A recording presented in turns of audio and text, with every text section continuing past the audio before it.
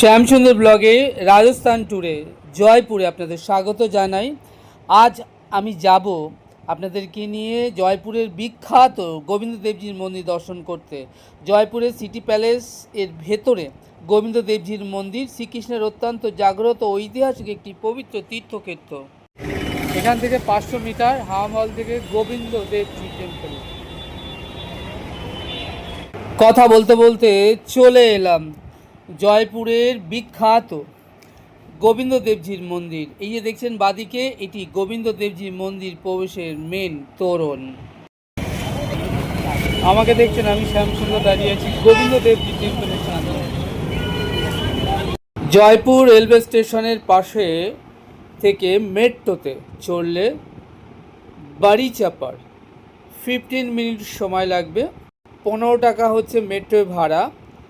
বাড়িচাপার নেমে বাদিকে 100 কিলোমিটারের মধ্যেই সামনে রয়েছে হাওয়া মহল, আর হাওয়া মহলের ঠিক অদূরেই রয়েছে 500 মিটারের মধ্যে এই গোবিন্দ দেবজি টেম্পল। আমরা হাওয়া মহল ঘুরে দেখে এইবার আস্তে আস্তে এগোচ্ছি গোবিন্দ দেবজির মন্দির দর্শন করবার জন্য। এই যে বড় গেট দেখছেন, এই গেট দিয়ে একটুখানি এগোলেই সামনে পড়বে গোবিন্দ দেবজি মন্দির বা গোবিন্দ ধাম। আমি এখন চলে এসেছি গোবিন্দ দেবজির মন্দির দর্শন করতে। ভারতের রাজস্থান রাজ্যের জয়পুরে অবস্থিত গোবিন্দ দেবজির মন্দির গৌড়ীয় বৈষ্ণব সম্প্রদায়ের এটি একটি অত্যন্ত পবিত্র তীর্থস্থান এবং ঐতিহাসিক স্থান।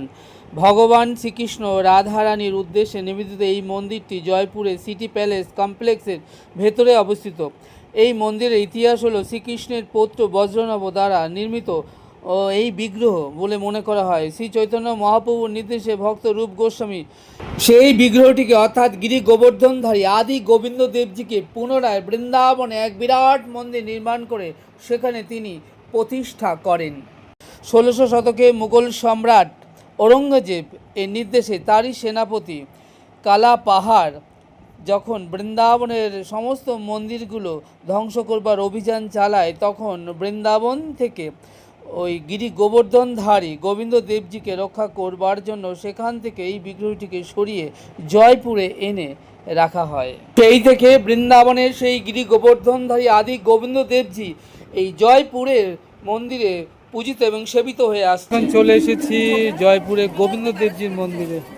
এদিকটা জুতো খুলতে হবে এবং ভেতরে প্রবেশ করতে হবে।